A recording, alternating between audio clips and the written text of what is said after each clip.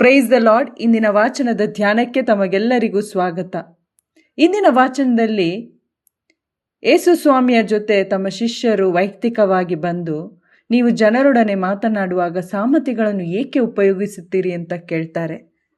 ಮಾರ್ಕನ ಶುಭ ಸಂದೇಶದಲ್ಲಿ ಕೂಡ ಸಾಮತಿಯನ್ನು ವಿವರಿಸಬೇಕೆಂದು ಶಿಷ್ಯರು ಅಲ್ಲಿ ಕೇಳಿಕೊಳ್ಳುವುದನ್ನು ನಾವು ನೋಡ್ತೇವೆ.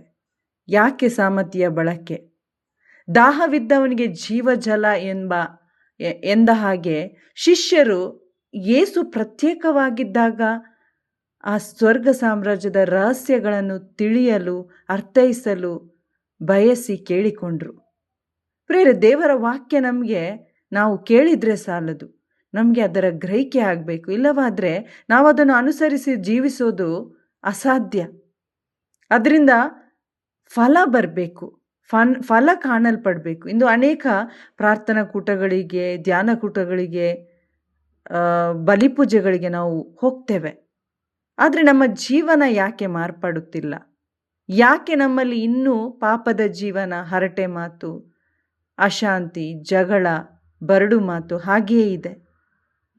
ನಾವು ದೇವರ ವಾಕ್ಯವನ್ನು ಕೇಳ್ತೇವೆ, ಆದರೆ ಅದನ್ನು ಗ್ರಹಿಸಿಕೊಳ್ತಾ ಇಲ್ಲ.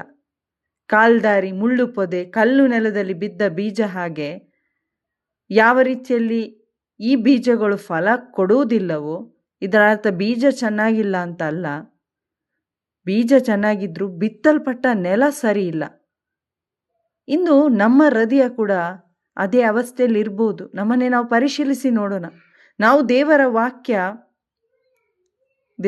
ಅಂದರೆ ಪ್ರಭು ಯೇಸು ಕ್ರಿಸ್ತರು, ಅವ್ರು ಯಾಕೆ ಧರೆಗೆ ಬಂದರು, ಅವರ ಬೋಧನೆ, ಅವರ ಮರಣ, ಪುನರುತ್ಥಾನ ಏತಕ್ಕಾಗಿ ಎಂಬ ಒಂದು ಗ್ರಹಿಕೆ ನಮಗಾಗದೇ ಇದ್ದರೆ ನಾವು ಕೂಡ ಆ ಜನರಂತೆ ಕೇಳ್ತೇವೆ, ಆದರೆ ಗ್ರಹಿಸದೇ ಹೋಗ್ತೇವೆ. ನೋಡ್ತೇವೆ, ಆದರೆ ಕಾಣದೇ ಹೋಗ್ತೇವೆ. ಯಾಕಂತೇಳಿದರೆ ನಮ್ಮ ಹೃದಯ ಕಲ್ಲಾಗಿದೆ.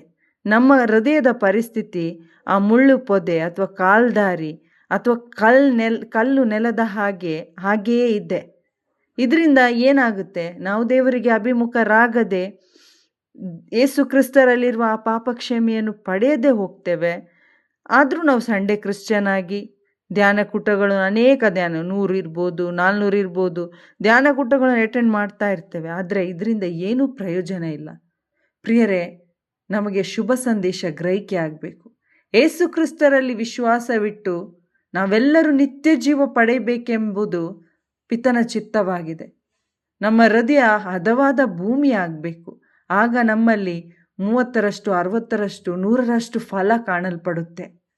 ಹಾಗಾದರೆ ಪ್ರಿಯರೇ, ನಾವು ಶಿಷ್ಯರಂತೆ ಬೋಧಿಸಿದ ವಾಕ್ಯಗಳ ಅರ್ಥ ಅಥವಾ ಯೇಸು ಸ್ವಾಮಿ ಯಾತಕ್ಕಾಗಿ ಬಂದರು, ಈ ಸತ್ಯವನ್ನು ನಾವು ಗ್ರಹಿಸಿಕೊಳ್ಳೋಣ. ನಮ್ಮ ವೈಯಕ್ತಿಕ ಪ್ರಾರ್ಥನೆ ಇರ್ಬೋದು, ದೇವರ ವಾಕ್ಯದ ಒಂದು ಕಲಿಕೆ, ಸರಿಯಾದ ಬೋಧನೆಗಳನ್ನು ನಾವು ಅರ್ಥೈಸಿಕೊಳ್ಳೋಣ. ಹೀಗೆ ನಮ್ಮ ಜೀವನ ಫಲಭರಿತವಾಗಿ ದೇವರಿಗೆ ಮಹಿಮೆ ತರಲಿ. ಆಮೇನ್. Praise the lord.